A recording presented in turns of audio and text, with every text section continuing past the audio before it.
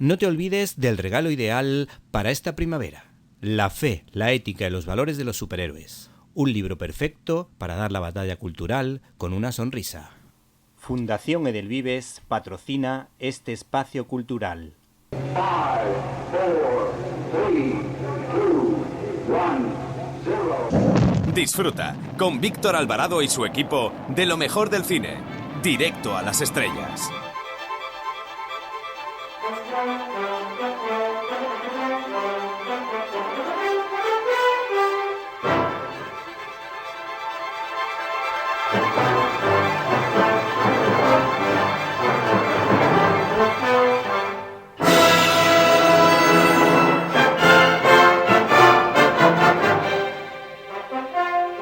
Hola, ¿qué tal amigos? Les saluda Eduardo Verástegui y aprovecho esta oportunidad para mandarles un fuerte abrazo y sobre todo para felicitar a nuestros amigos del programa Directo a las Estrellas. Gracias por su apoyo.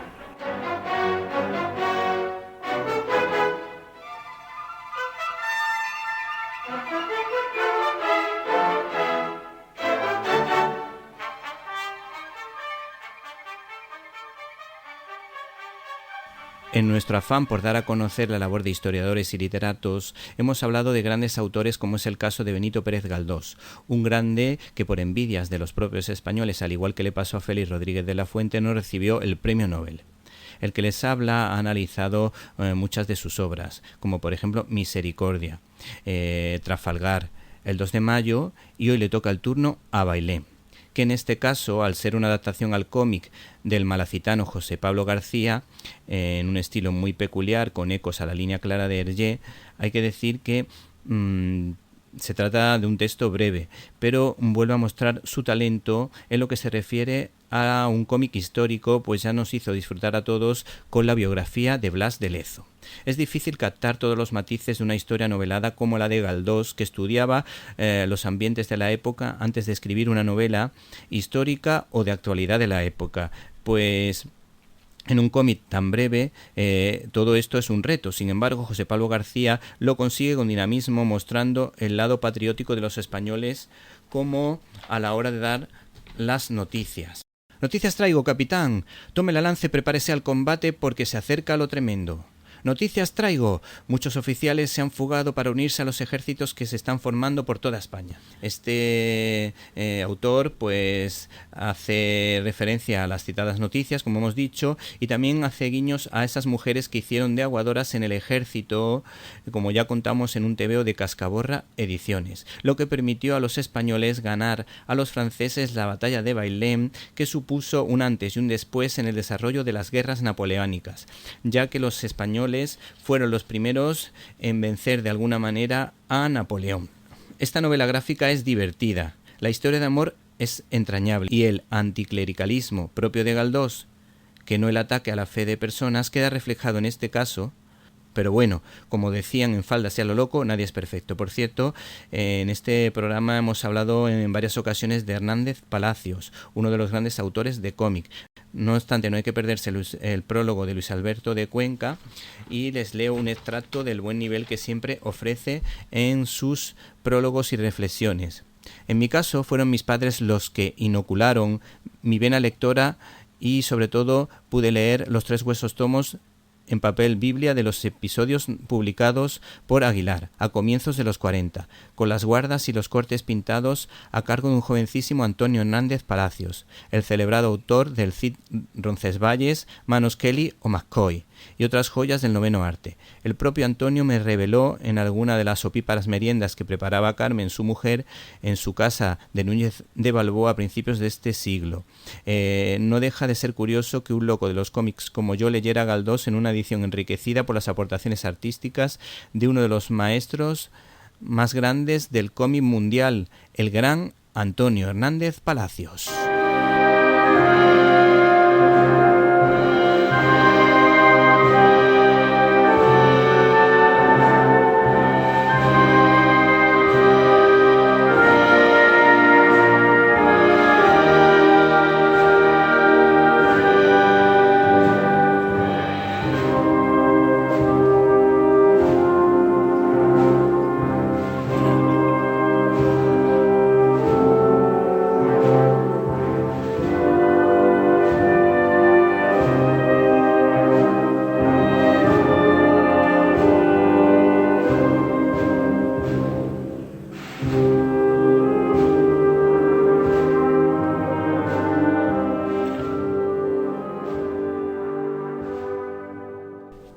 Bienvenidos a una nueva edición de Directo a las Estrellas, tu programa de cine. Y en una semana marcada por estos calores, pero para calores los que deben estar pasando los Sánchez en la Moncloa, declarando por casos de enchufismo, nosotros dejamos a un lado la política para que refresquen el cerebro, ya que les hablaremos de un musical que nos ha encantado y que tiene mucho que ver con el cine. Nos estamos refiriendo a Chicago.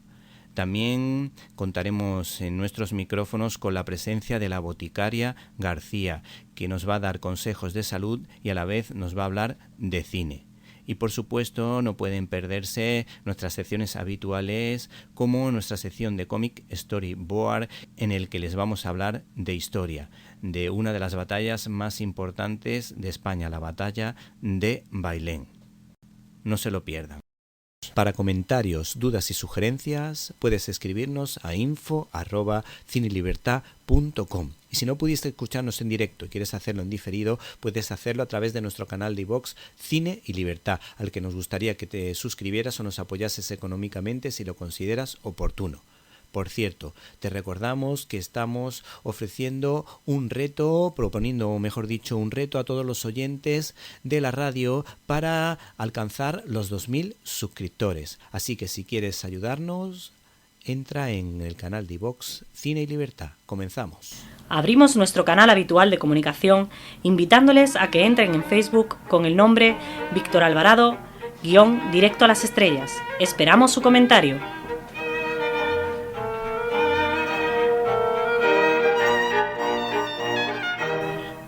@Cine y Libertad es nuestra cuenta de Twitter. Para escuchar tus agudos comentarios te esperamos en @Cine y Libertad.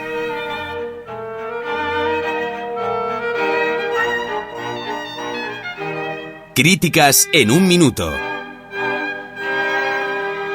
Estás escuchando Directo a las Estrellas. Víctor Alvarado. Dale gas, te llevaré a un lugar. Hay ginebra y ron y el piano es un volcán. Es un ruidoso hogar, hay bronca sin parar al son del jazz. Si quieres pasar un verano entretenido, no puedes perderte mi libro, La fe, la ética y los valores de los superhéroes. Un libro ideal para dar la batalla cultural con una sonrisa. Fundación Edelvives patrocina este espacio cultural. ¿Quién nos iba a decir a los que vimos la oscarizada Chicago del cineasta Ron Marshall que íbamos a disfrutar tanto del musical original de Broadway que ha llegado al Teatro Cervantes de Málaga? La cinta en cuestión estaba protagonizada por Richard Gere, Renée Zellweger, Queen Latifah y Catherine Zeta-Jones, una de mis actrices favoritas de esa época, cuyos números musicales estaban muy bien, pero esa producción adaptada al cine, desde luego, no funcionaba demasiado bien y resultaba un tanto pesada. No me pareció una obra digna de tantos Oscar. El caso es que este musical estaba basado en una obra teatral de la periodista Maureen Dallas, que estuvo investigando unos crímenes, publicando columnas en el Chicago Tribune. Los números económicos de esta obra marean, pues han sido vistos por más de 33 millones de personas en todo el mundo, siendo el segundo musical más veterano de la historia tras El fantasma de la ópera. El caso es que este musical, ganador de 6 Tonys, 2 Laurence Olivier y un Grammy, fue escrito por Fred Ebb y Bob Fosse, con música de John Kander y letras del citado Fred, que en esta ocasión es una adaptación del libreto de David Thompson. En mi modesta opinión, el musical supera en gracia y ritmo a la película. No obstante, la primera parte del musical resulta un tanto irregular, con demasiados altibajos. El arranque inicial está realmente bien, con la canción que hemos cantado al principio, All the Jazz. Y la presentación del abogado, con una serie de abanicos, al estilo Loco Mía, pero en versión años 20, está realmente bien, está muy logrado. La segunda parte, en cambio, es divertida, amable y con canciones muy bonitas. Además, la segunda parte tiene una canción que, sacada del contexto del musical, sería perfectamente una canción provida. Y la canción del marido engañado, una especie de calzonazos, transmite ternura y este personaje se gana al público facilitando una reflexión sobre la bondad en un mundo difícil, como el de la noche. Las protagonistas, Roxy y Velma, están súper bien en todos los números y nada, desde luego, tienen que envidiar a las producciones de Estados Unidos. En contraposición con lo positivo, la banda de música, que es una auténtica maravilla, está de manera permanente en el escenario. Y hay que decir que se come el escenario porque ocupa demasiado espacio. La orquesta hace las veces de banda de música de jazz al estilo de Nueva Orleans, para entendernos, y transmite mucha alegría. Pero unos escenarios propios de la época le hubiesen dado más vidilla a la historia, pues unos escenarios variados y cambiando continuamente dan dinamismo a la historia y hacen que el espectador vuelva a conectar y reconectar una y otra vez con el musical y sus personajes. Además, hubiese facilitado que se hubieran abierto espacios, quitando esa sensación de agobio y claustrofobia que, sin embargo, no impedía que se movieran con agilidad los actores y bailarines por el escenario. En otro sentido, no es un musical para niños por su hedonismo propio del Chicago de los años 20, ambientado lógicamente en la noche, donde podemos encontrar a todo tipo de personajes, personajes y personajos de la época. Finalmente, este musical nos recuerda que el éxito a veces tiene un precio no fácil de asumir. Fundación Edelvives patrocina este espacio cultural. Estás escuchando Directo a las Estrellas. Víctor Alvarado. Nuestra invitada esta semana tiene recetas para todos los espectadores, como si trabajase en farmacia de guardia. La conocen como la boticaria. Se llama Marian García y es la autora de Tu cerebro tiene hambre, editado por Planeta. Buenas tardes. Hola, ¿qué tal? En primer lugar, tenemos curiosidad por saber cómo funciona un plato de televisión, y nos gustaría saber pues cómo preparáis los colaboradores y qué es lo que llevas peor y mejor de la televisión, que siempre va todo a mucha velocidad y cuesta trabajo resumir cuando tienes que tratar temas en profundidad. Pues yo creo que hay tantas formas de trabajar en la tele como programas, porque yo cada programa en el que trabajo tiene una dinámica diferente, pero sí que es verdad que hay mucha diferencia entre los programas que se emiten en directo y los programas que son grabaciones, ¿no? Yo, por ejemplo, trabajo en un programa en directo que es Zapeando.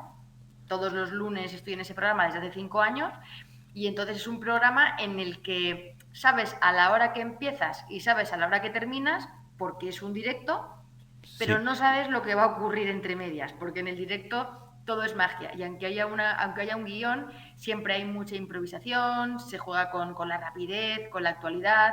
Sin embargo, un programa que es grabado, como un programa como Órbita Laica, por ejemplo, que es un programa de ciencia, no sabes a qué hora empiezas ni a qué hora terminas, porque siempre puede haber contingencias, pero sí que tienes más control sobre el contenido, porque en un programa que está grabado siempre suele haber pues un guión, se ha preparado mucho los contenidos y es diferente, ¿no?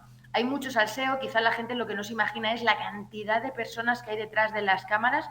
La gente piensa que a lo mejor hay un cámara, 2 o 3 y punto, pero no. Hay regidores, hay personas de producción, están todos los técnicos audiovisuales, están los que llevan el teleprompter, el director, el subdirector, los ayudantes, hay maquilladores, peluqueros, estilistas. O sea, puede haber fácilmente 30, 40, 50 personas detrás de las cámaras, aparte de los que se ve delante. Sí, sí. Y a lo mejor tienes que estar mucho tiempo preparándote para luego hablar a lo mejor 2 minutos, 5 o 10, o nada más, y se termina todo. Bueno, realmente es una de las cosas que más sorprende. Lo que más nos sorprende muchas veces es la cantidad de veces, o sea, la cantidad de tiempo que tienes que preparar. Yo a lo mejor hacer un guión me puede llevar, dependiendo del tema, 5 horas, 6 horas, algunos hasta me llevan un día completo, una jornada entera de trabajo, y en 10 minutos has terminado, ¿no? Sí, sí. Por eso es muy importante ser conciso en los mensajes que se lanzan. Y cuando vas a la tele sabes que tienes 2, 3, 4 disparos y en esos disparos tienes que ser súper preciso porque no sabes cuándo va a ser el próximo. Entonces, la mejor manera de aprender a resumir es ir a un programa de tele en directo. Sí, sí. Bueno, yo alguna vez he hecho algunas colaboraciones en directo, el tiempo se pasa volando, te preparan mucha cantidad de información, no sabes si te va a dar tiempo, a lo mejor en 8 minutos se pasan en un santiamén y no has dicho todo lo que tenías preparado. ¿Cómo una farmacéutica se mete en el mundo del periodismo o cómo una periodista se mete en el mundo de la farmacia? Bueno, aquí en mi caso no se sabe si fue antes o luego la gallina, porque yo efectivamente quería ser periodista de pequeña o filóloga, me gustaban mucho las palabras, me gustaba mucho la comunicación, pero mis padres son los dos farmacéuticos, entonces me dijeron aquello de, hija mía, si quieres comer caliente, por favor, estudia farmacia. Sí, porque sí. Es lo mejor que puedes hacer. Y luego ya en tus ratos libres pues ya estudias, o sea, ya escribes tus cositas y te entretienes. Y lo que pasó fue que con el tiempo se fue dando la vuelta. Yo tenía la farmacia y la parte de comunicación empezó a consumirme muchísimo tiempo y decidí apostar por la comunicación, por las redes sociales, que en 2013 era emergente todo el tema de los blogs, de Twitter, de YouTube y poco a poco fui creciendo. Casi uno de los kits fue que me propusieron escribir un libro. Y ese libro era un libro de anécdotas, El paciente impaciente, de lo que a mí me había ocurrido en la farmacia, los tipos de pacientes que tenía. Y ese libro me llevó a hacer entrevistas en la radio, en la televisión. Y una entrevista me llevó a otra, y yo le explicaba a los periodistas que, bueno, que sí, que yo contaba las anécdotas de la farmacia, pero aquí a mí lo que me gustaba era comunicar y hablar del paracetamol, del ibuprofeno, de la protección solar, que yo podía hablar de ciencia y de farmacia. Y entonces poco a poco fui teniendo colaboraciones al principio puntuales en algunos medios hasta que empezaron a convertirse en recurrentes. En algunos decidieron que la colaboración fuera semanal y hasta aquí. Sí, sí. Bueno, pues la verdad que el éxito ha ido llegando poco a poco y tus libros pues son muy seguidos. Uno de los apartados más interesantes que dedica en este libro es el de los tipos de hambre, que clasifica, si no recuerdo mal, en 4 grupos, aunque he visto en alguna entrevista que parece que salen 5, y nos gustaría que nos desglosase o nos dijese las claves de cada uno de ellos. Pues realmente, mira, este libro, el último libro, que es Tu cerebro tiene hambre, que es el último libro que he publicado con Planeta, lo escribí porque se habla mucho de esto de menos plato y más zapato, ¿no? Y es por lo que se nos ha dicho siempre, hay que comer menos y hay que moverse más. Sí. Y esto es verdad, pero hay que tener en cuenta que aunque esto es verdad, no se ha hablado de las emociones y de nuestra relación emocional con la comida y de la parte psicológica. Y nuestro cerebro tiene hambre porque, como bien dices, 5 tipos de hambre son los que yo describo. Hay un tipo de hambre que es el hambre-hambre, que a la hora de comer se nos libera la hormona grelina, se llama grelina porque te ruge el estómago. Sí. Del estómago te llega al cerebro y te dice, a mí me dice, Boti, ha llegado la hora de comer, come. Y más o menos, cuando llevamos comiendo, pues depende de la persona, 15, 20, media hora, pues se libera otra hormona desde el adipocito, que es la célula grasa, la gran incomprendida, la hormona leptina, que le han descubierto estos señores a los que le han dado el premio Princesa de Asturias hace muchos años. Sí. Y esa hormona viaja de la grasa, del adipocito al cerebro y te dice, Boti, no comas más.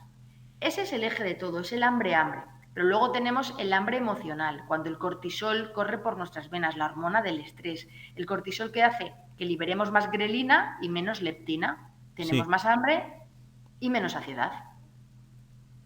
También tenemos otro tipo de hambre, que es el hambre ambiental, que yo lo llamo el hambre culo veo, culo quiero. Aquí la responsable no es la hormona cortisol, es la dopamina. La dopamina es el neurotransmisor del deseo, de la anticipación del placer. Sí. Si yo te digo palmera de chocolate, ¿tú qué piensas?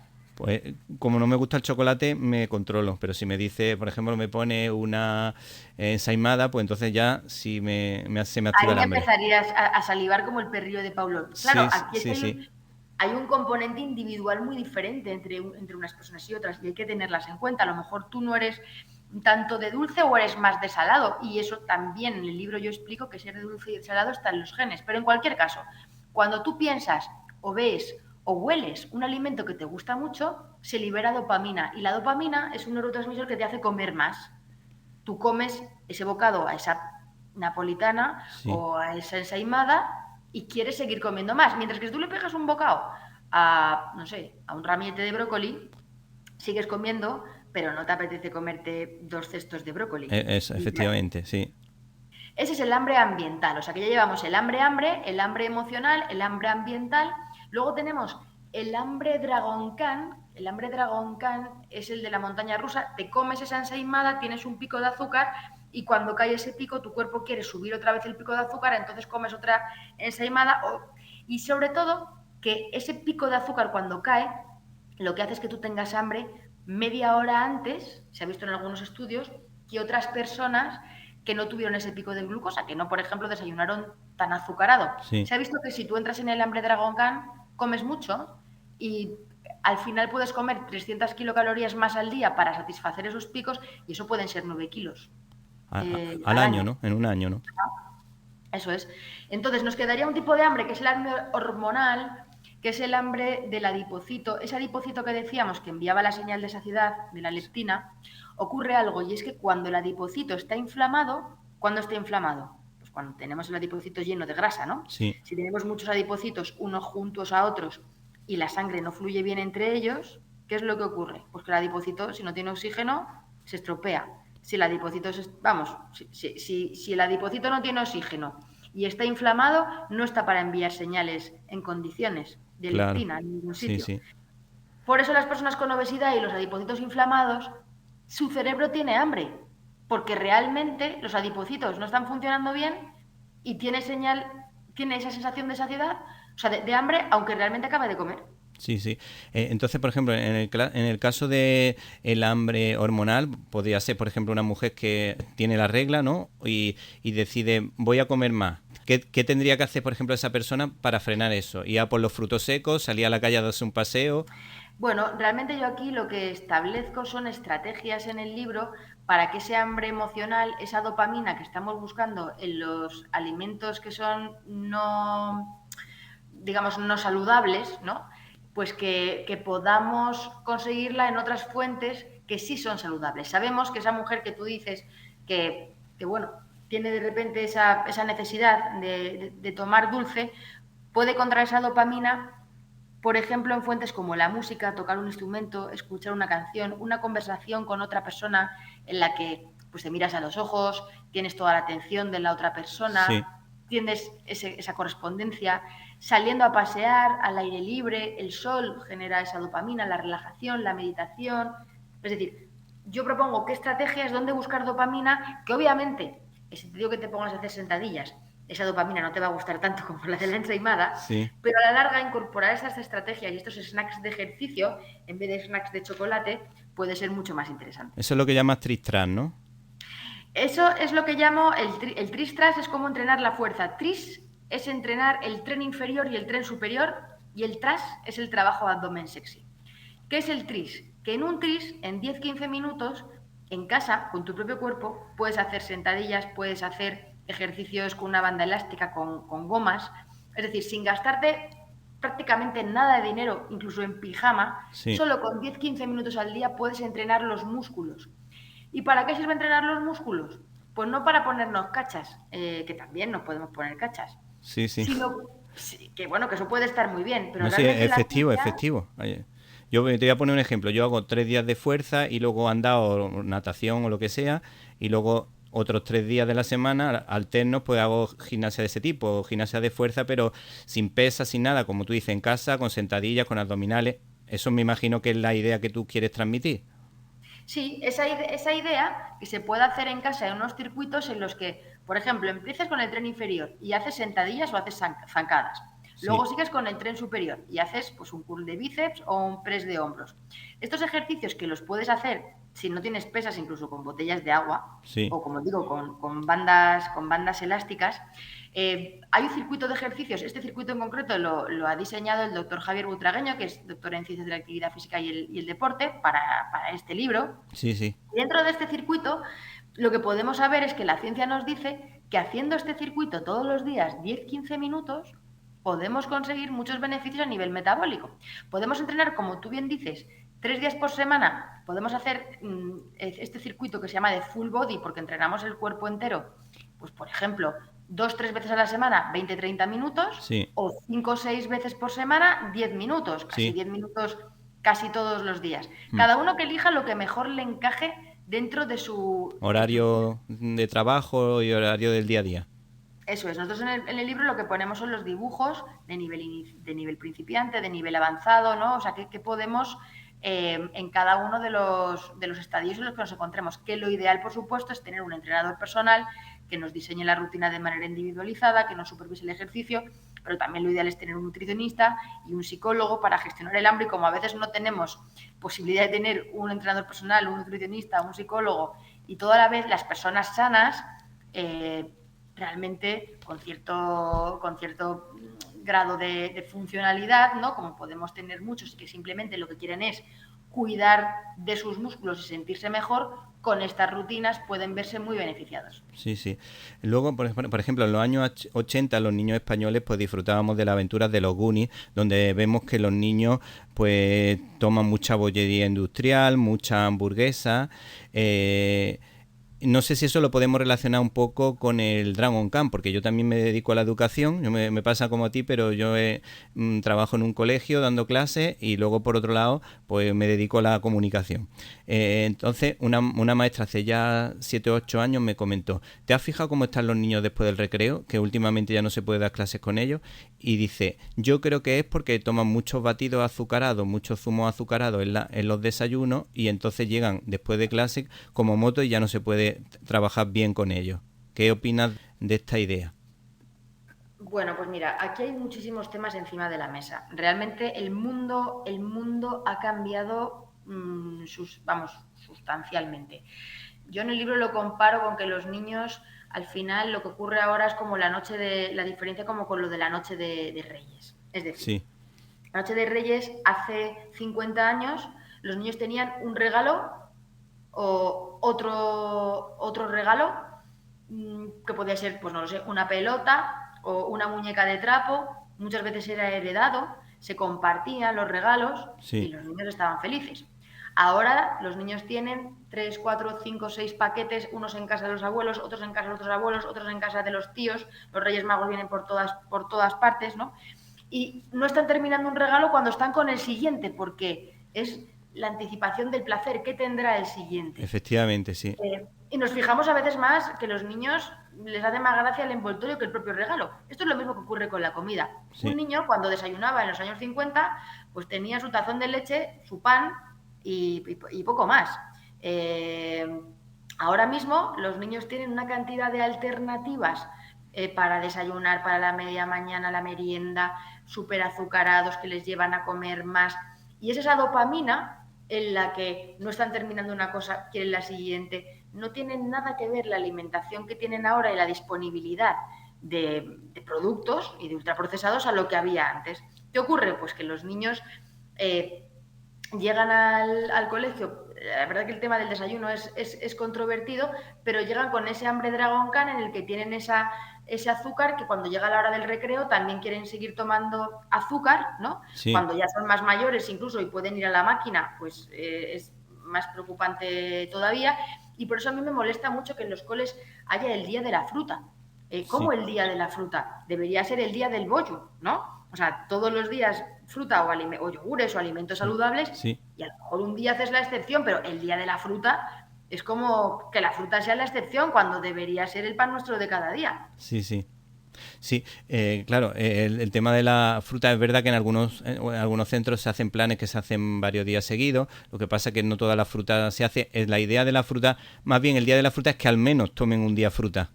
Y entonces se premia de alguna manera ese tipo de idea. Luego, por ejemplo, una cosa que me ha llamado la atención es el efecto saciante de las proteínas, en la que hablas, por ejemplo, de proteínas vegetales, por un lado, y proteínas basadas fundamentalmente en la carne, o sea, en carne de ave, en pescado, en huevos. Pero luego, por otro lado, también he visto que dices que no es bueno una dieta prohíba todo, pero, por ejemplo, en el caso entiendo que de marisco y de ternera, al estar en la parte más alta de la pirámide, pues no debemos comerlo más de, supongo, 3 veces al mes, una cosa así. Bueno, el marisco, el único punto prohibitivo que tiene realmente es el precio, pero sí. A nivel nutricional, comer una gamba las puedes comer todos los días y unas cigalas y estupendamente. No hay problema con eso. Eso no sería un problema. La carne roja sí que puede tener mayores implicaciones, pero realmente no es algo que haya que prohibir. Yo lo que pienso es que lo más importante es tener claro que la buena alimentación empieza en la cesta de la compra, ¿no? Realmente tú lo que tienes que hacer es en casa, en el lugar donde comas con mayor frecuencia, tener alimentos de los que están en el plato de Harvard, que son los que debemos comer, ¿no? Principalmente, y que todas las excepciones que no están en el plato de Harvard o que están ahí en las crestas de las pirámides, que las pirámides muchas de ellas están desfasadas ya, pues realmente limitarlo a esas ocasiones en las que la vida te va a poner sí o sí por delante, porque todo el mundo vamos a irnos de cañas, todo el mundo vamos a tener un cumpleaños, vamos a tener un sábado que vamos a salir por ahí, o un domingo, es decir, la vida ya nos pone muchas oportunidades de comer alimentos fuera del plato de Harvard en nuestra vida, o sea, que nadie se agobie porque no vaya a comer ternera, porque irá algún momento en un restaurante y le pondrán un chuletón. O sea, esto es algo muy, muy sencillo, ¿no? O sea, en realidad, en el día a día lo que tienes que hacer es que tus alimentos sean nutricionalmente lo más impecables posibles y luego las excepciones, pues dejarlas para lo que te venga de fuera. Sí, sí. El libro viene acompañado de pequeñas citas bíblicas, por ejemplo, hace referencia a la carta de San Pablo a los Corintios, también hace referencia a grandes autores de la literatura como Cervantes. ¿En qué medida nos pueden ayudar, por ejemplo, la sabiduría de hombres de fe para estar sanos por dentro y sanos por fuera? Bueno, yo incluí una cita de Corintios que realmente me parece muy interesante y es el que siembra poco cosecha poco, ¿no? Sí. En este sentido, siempre se habla de mínimos y a mí me dicen, oye, Boti, ¿y cuál es lo mínimo de ejercicio que hay que hacer?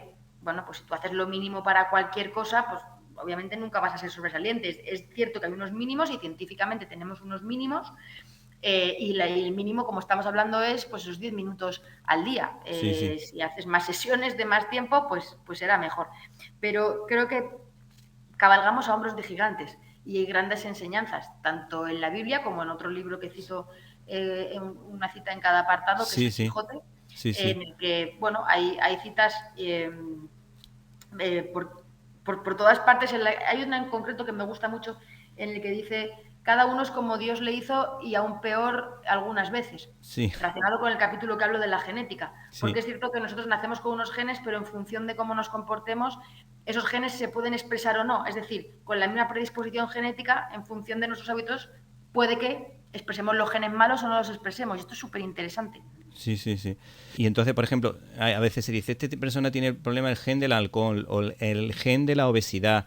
Entonces, tú si trabaja bien con cierto orden, como esas reglas que vas proponiendo en cada uno de los capítulos, en los que va a ofrecer una especie de decálogo en el que nos da una clave a los lectores de cómo se tienen que comportar, pues podría frenar o modelar un poco esa predisposición genética. Es que realmente el gen de la obesidad como tal no existe. Hay muchos genes que pueden predisponer, pues por ejemplo, a que ahorremos más o menos energía, a que almacenemos la grasa más en la zona visceral o en el tejido subcutáneo, a que gastemos más o menos, ¿no? Seamos más o menos eficientes con la energía. Entonces, todos estos genes van a depender incluso de lo que coma nuestra madre durante el embarazo. Sí. Y esto es muy interesante, porque de lo que coman, hay estudios en los que se ha visto que dependiendo de lo que coma tu madre en el embarazo, así te puedes tú comportar o no. Entonces, pueden esos genes expresarse o no. Entonces, es interesante saber que no es una profecía autocumplida. Esto es muy buenas noticias, porque nuestros genes cargan la pistola, pero los hábitos disparan el gatillo. Eso es. Ahora, si te parece, nos vamos a trasladar un poquito al mundo del cine, en el que te vamos a plantear dos formas o dos tipos de dieta. En primer lugar, hablamos del Festín de Babette, que es una joya de Gabrielle Axel, que es la mejor película que se ha hecho para mi gusto de cocina, en la que ella es una cocinera católica francesa y que agradece a una familia protestante para la que trabaja con lo bien que se habían portado con ella. porque ella se traslada a Dinamarca para trabajar con ella. Entonces son dos formas distintas de ver el mundo. Una basada en la alegría, que es más bien la francesa, ¿no? Y la otra pues basada en la seriedad, en el rigor. Entonces, ¿cuáles serían las virtudes de esa cocina francesa donde esta chica pues utiliza o trabaja con la dieta mediterránea, mezclando un poco también la parte del norte de Francia, que es son comidas más contundentes? Bueno, la verdad es que yo no conozco exactamente cómo es la dieta francesa, no tengo un gran profundidad. Vamos a suponer que es el sur de Francia. Podemos poner la dieta del sur de Francia, que me imagino que tendrá algo de parecido a la nuestra o a la italiana, no sé. Lo desconozco, pero si hablamos de una dieta mediterránea, una dieta mediterránea en la que sea abundante en frutas, verduras, hortalizas, pescado azul, cereales integrales. Es que aquí también hemos tenido que darle una vuelta, porque muchas veces lo que hemos entendido como dieta mediterránea pues incluía los cereales refinados o incluía el vino, cuando realmente la evidencia actual lo que nos dice es que la dieta mediterránea, que yo llamo en el libro la 2.0, pues sí que debería, no incluye dentro de sus recomendaciones el alcohol, ni siquiera el vino, ni los cereales refinados. Que pueda haber un consumo ocasional no significa, o sea, que no esté prohibido, no significa que haya que recomendarlo activamente, ¿no? Que son cosas diferentes. Pero estas dietas tienen grandes beneficios. En primer lugar, porque una dieta en la que la mayor parte, en la que la base son las frutas, las verduras y las hortalizas, genera una alimentación con muchos antioxidantes, antiinflamatoria y con mucho alpiste, con mucha fibra para las bacterias buenas. Sabemos que las bacterias buenas en la microbiota son las responsables de la generación de muchos neurotransmisores, como por ejemplo de hormonas como la serotonina, que en cierta parte no es responsable de nuestro buen humor, de nuestro bienestar, ¿no? Por decirlo de alguna manera. Entonces, podemos ser más felices, o de alguna manera podríamos decir que la alimentación puede influir directamente en todo nuestro sistema neurohormonal, ¿no? Y eso se le da muy poca importancia. A veces pensamos que hay que comer sano porque engorda poco y no estamos viendo que esos alimentos lo que tienen es un impacto en la microbiota y que esa microbiota nos genera ese eje intestino-cerebro. Si a ese eje intestino-cerebro le sumamos el músculo del que hablábamos antes, que dentro de un patrón mediterráneo, que tenemos la suerte de vivir en un lugar privilegiado en el que tenemos buen tiempo durante muchísimos meses al año, tenemos sol, ¿no? Que también nos genera muchos beneficios, siempre teniendo en cuenta que la quemadura es la antesala de algo malo, ¿no? Pero, efectivamente, sí. Pero teniendo en cuenta esto, claro, los beneficios de una dieta mediterránea 2.0 o de una dieta como la que puede ser el plato de Harvard, pues son incalculables y de hecho hay mucha evidencia científica y muchos estudios sobre cómo ayuda a prevenir la enfermedad cardiovascular, utilizar el aceite de oliva virgen extra, concretamente los estudios Predimed, lo que nos hablan es que utilizar el aceite de oliva virgen y los frutos secos, las nueces, dentro de una dieta, bueno, pues puede ayudar a prevenir enfermedad cardiovascular, que es una de las principales causas de muerte hoy en día. Sí, y el Actimel, porque yo he escuchado teorías de que dicen que no son buenos realmente para temas cardíacos, pero en cambio la Asociación de Cardiólogos de España la recomienda. Ahí hay algo que no me cuadra. ¿Qué pasa en ese caso? Yo desconozco esa información sobre los problemas. Yo soy gran defensora de los fermentados. De hecho, en el libro propongo los pilares de la dieta, que es un modelo dietético en el que hablo de qué alimentos hay que potenciar, cuáles hay que limitar y cuáles hay que sustituir. Y dentro de los que hay que potenciar, sin duda, están los fermentados, y dentro de los fermentados están los lácteos, los lácteos fermentados que pueden ser... Perdón, me refería al Danacol. Esa es la que te pregunta. Sí, que me he equivocado porque es que el bote es muy similar. Sí, se parece. Sí. Bueno, en el caso de este tipo de productos sí que hay evidencia, porque lo que ocurre, lo que llevan realmente son unos compuestos que se llaman fitoesteroles.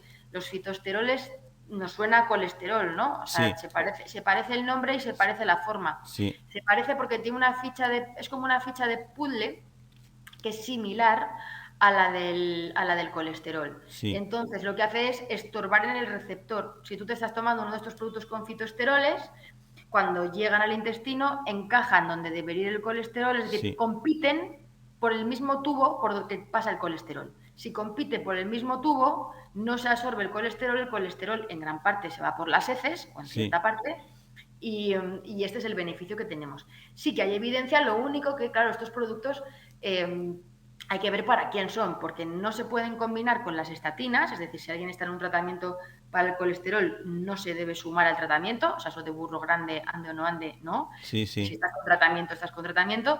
Y hay que ver qué tipo de perfil de paciente, con qué niveles de colesterol podría ser interesante utilizar estas estrategias o directamente pasar a un tratamiento. Lo que sí que sabemos es que conseguir los niveles de fitosterol con la comida, solo con frutas y verduras y hortalizas, es realmente difícil. O sea, podemos decir que estos preparados tienen fitosteroles en una concentración interesante que de manera orgánica, o sea, comiendo normal no la vas a conseguir. Sí. Y bueno, ya por último, en esta temporada pues hemos podido disfrutar de la película de Wim Wenders. Curioso que un alemán haya hecho una película sobre Japón tan chula, que fue Perfect Days, y estaba ambientada en Japón. Entonces su protagonista, entre otras cosas, aparte de disfrutar de la buena música, del contacto con la naturaleza, de la fotografía, de la buena literatura, pues una persona que le gusta ir a los restaurantes japoneses, que sabemos todos que son pequeñitos, en los que pues ya sabemos cuál es la dieta japonesa, o sea, la dieta de Extremo Oriente. ¿Qué destacarías de esa dieta, que me imagino que estará entre las mejores después de la mediterránea o en un nivel parecido? Bueno, los japoneses también toman bastantes fermentados, o sea, sopa miso, que es tan suya. Se caracterizan por un gran consumo de pescado azul también, ¿no? Pues por las particularidades de la isla donde están. Sabemos que realmente hay, bueno, estudios relacionados con la longevidad, ¿no? Sí. Y esto es muy, muy, muy interesante. Sabemos que, por ejemplo, los habitantes de la isla de Okinawa, hay grandes estudios relacionados con la longevidad y principalmente se debe a que tienen una, digamos, restricción de la ingesta. Es decir, la longevidad se asocia mucho a no comer demasiado. Sí. No estamos hablando de que no haya que comer, pero sí que es verdad que hay cierta evidencia de que las personas y concretamente esto se ha visto en la isla de Okinawa, que tu cuerpo genera una adaptación metabólica y al final se aprende a ser más eficiente, es decir, hacer los mismos procesos con menos comida, y esto acaba teniendo un beneficio, ¿no?, para el organismo y puede ser interesante. Sí, por eso de comer poco de la comida japonesa se lo tendrías que decir a mi hijo, porque cuando vamos a algún restaurante japonés que tenga cierta calidad, es que es más, porque está todo muy bueno. Claro, bueno, también hay que entender que la comida japonesa como tal no es estrictamente el sushi. El sushi es un tipo de comida japonesa que muchas veces aquí a los niños les gusta porque va de la mano de la soja, de la salsa de soja, que es una salsa que, claro, al final, pues el glutamato monosódico, la sal, lo que hace es que tu cerebro quiera comer más. Bueno, pero se la come sin salsa, ¿eh? Ah, pues mira, perfecto, mejor todavía. Sí. Y ya como te dijimos, pues te íbamos a pedir que nos recomendase 2 películas, y ya como diría Ángel Garó, en vez de la definitiva, la refinitiva. Si te parece, pues nos puedes decir 2 películas o alguna serie o lo que a ti te parezca en relación a los medios de comunicación y a los medios audiovisuales. Bueno, a mí hay una película que me gusta muchísimo con relación a la alimentación, que es la película de Wall-E. Esta película de dibujos animados que tiene ya un tiempo. Sí, pero eso nosotros lo llamamos, los críticos de cine le llamamos el Pixar bueno. El Pixar bueno, sí.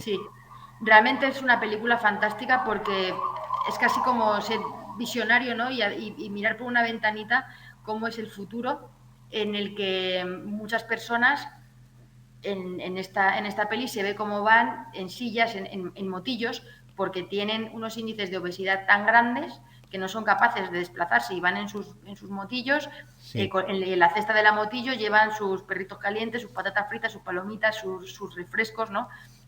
Y es una crítica, ¿no?, de la sociedad, un retrato de lo que ya nos encontramos.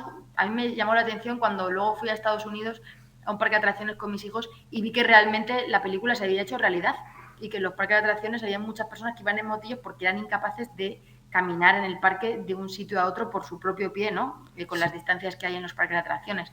Yo creo que nos puede servir muy bien para ver esa conciencia. Y luego mi peli favorita es Forrest Gump. Sí. Porque, bueno, es una peli en la que en la que es un repaso maravilloso de la historia de América y en la que el personaje, bueno, pues es capaz de adaptarse a un montón de situaciones. Creo que es una película entrañable y que en la que nos podemos ver reflejados en muchísimas etapas de nuestra vida, ¿no? Tanto en el ejercicio físico como en el emprendimiento, como en las relaciones personales, maternales, filiales, en la amistad, también desde la mirada inocente de una persona que entiende las cosas desde un punto de vista muy noble. Bueno, pues agradecemos la presencia en nuestro micrófono de Marian García y su libro Tu cerebro tiene hambre, editado por Planeta. Muchísimas gracias. Gracias a ti. Fundación Edelvives patrocina este espacio cultural. Estás escuchando Directo a las Estrellas. Víctor Alvarado. Ahora, si les parece, conectamos con el Planeta Radiocine para ver qué nos tiene preparado nuestro compañero, nuestra antena de plata, nuestro gran sabio del cine. Hola, Antonio Peláez con Z, ¿estás por ahí? ¡Qué fuerte me parece! Desde Radio Cine, con Antonio Peláez, nuestra antena de plata, es un sabio también, es un sabio también. Marco, Heidi, ¿qué son esos nombres? Esa gente japonesa, por favor.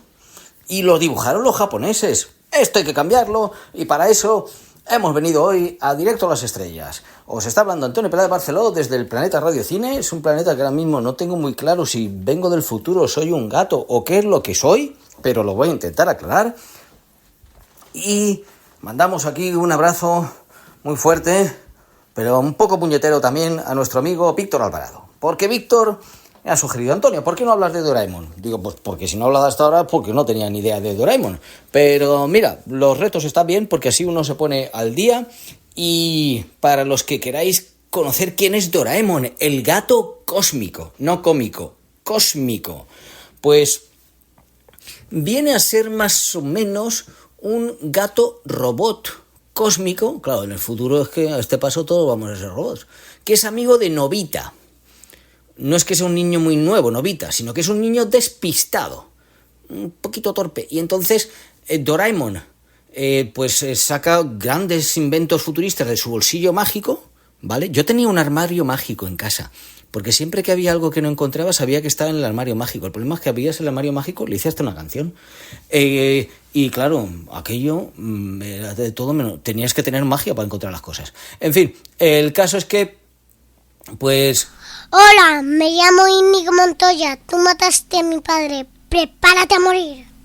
Estás escuchando el Directo a las Estrellas con Víctor Alvarado.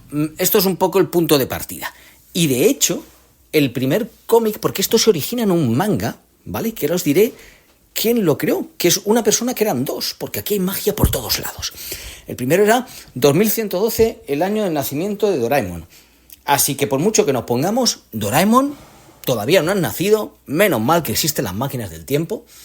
Ojo, el otro día con un ordenador cuántico parece que llegaron a simular un viaje al pasado. Digo, con un ordenador cuántico, digo, ¡guau! Eso ya lo hizo la literatura de ciencia ficción y después ya lo hizo el cine.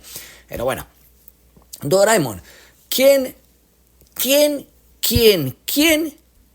creó Doraemon? Fujiko Fujio, ¿vale? Fujiko Fujio es un seudónimo de dos mangakas, porque una cosa es hacer manga, ¿vale? Corte de manga no, eso está muy feo. Ojo, a los que tengáis un Apple Watch, si hacéis un corte de manga así con fuerza, pone, hola, parece que te has caído, ¿quieres que avisemos aquí a las... Bueno, la policía no, porque últimamente con la policía, cuidado.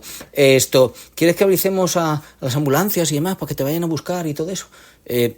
¿Vale? Eso, abro paréntesis como información de utilidad. Bueno, pues el caso es que estos son mangakas, o sea, que lo que hacen es dibujar mangas. Que estaba formado por Hiroshi Fujimoto, o Fujimoto Hiroshi, porque es que, claro, a veces allí se lee al revés, porque ya sabéis que además los mangas van de derecha a izquierda, un poco como España, en vez de como leemos normalmente, que es de izquierda a derecha. Y este señor que Fujimoto Hiroshi Fujimoto o Fujimoto Hiroshi, esto es un follón. Este programa lo podéis escuchar de izquierda a derecha, de derecha a izquierda también. Y Moto Abiko. Fujimoto Hiroshi, desgraciadamente, fue el que nos dejó antes, porque este falleció, había nacido muy pronto, en el año 33. De hecho, empezaron con todo esto ya en los años 50 y demás, a hacer mangas juntos. Ellos empezaron ahí bien, ahí a dibujar y a crear historias del futuro. Y bueno, pues tuvo un problema de hígado y falleció en el año 96. Y Moto Abiko nos ha dejado recientemente, en abril de 2022, con lo cual ahora sigue otra gente.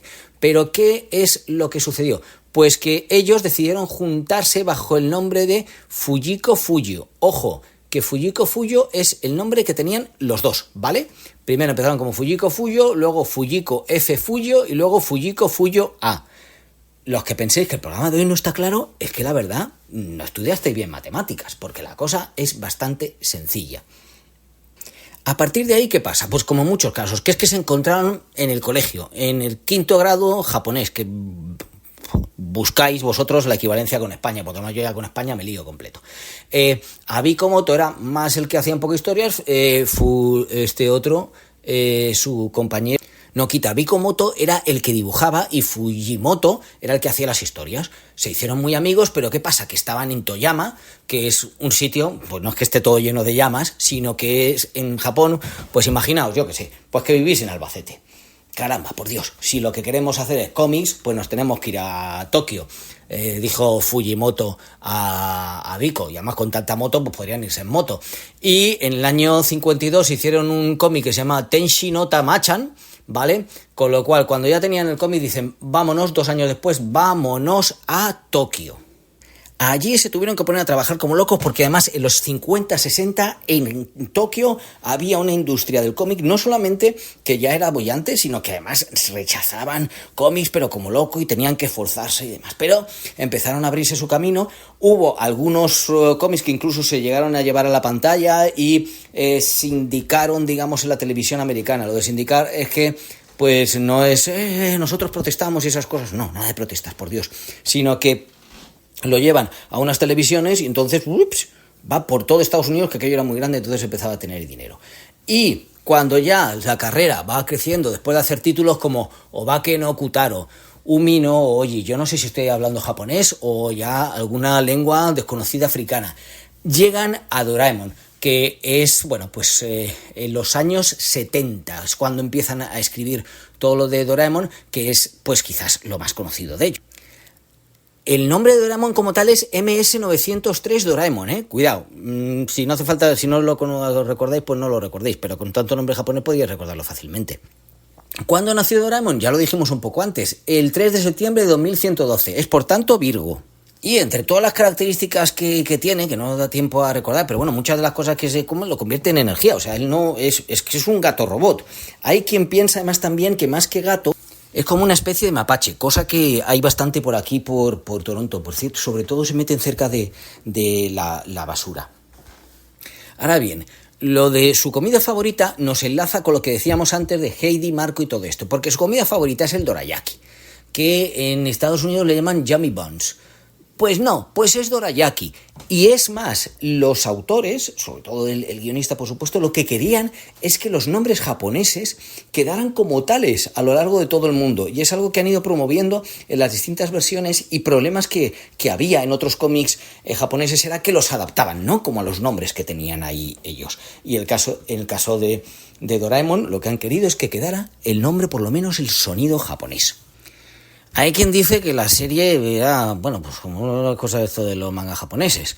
Podéis leer un artículo reciente en el Confidencial de Paula Cantó, no tan reciente, la verdad que un poco antiguo, que dice que hay ejemplos de pedofilia en que sale Shizuka, una niña desnuda en varias ocasiones, con un cuerpo que no es como de 10 años. En fin, hoy en día, alcohol para menores, machismo, de todo. Vamos, que aquello parece casi un reggaetón.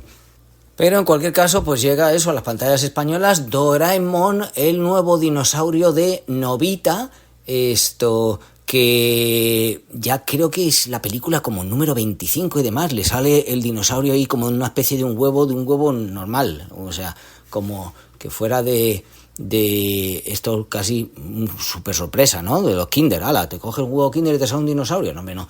Bueno, pues ahí ha salido esa película. Y como última curiosidad, evidentemente el guionista ya es de una nueva generación, tiene 50 años, Ryota Kosawa, un guionista especializado normalmente en historias de detectives que ha estado tanto en cine de normal, digamos de ficción, no animado, como en series de animación y en películas de animación, porque en Japón pasar de la animación a la ficción, lo que conocemos casi como real, ¿qué será la realidad, Dios mío? Es de lo más normal. Un saludo, un abrazo, lo que queráis desde Toronto, Canadá, en el año que estamos ahora mismo, no en el 2112, que ahora estamos en el 2023, ¿no? Eso parece. Hasta la próxima. Bueno, llegó el momento de la despedida, pero antes quiero agradecer el trabajo a todo el equipo de Directo a las Estrellas. Un abrazo para Antonio, Irene, Guadalupe, Jaime, Carlos y Javier, sin los que hubiese sido imposible realizar este programa. Espero que usted, y también usted, o tal vez tú, hayas pasado un rato entretenido. Recibe un cordial saludo de Víctor Alvarado y hasta la semana que viene.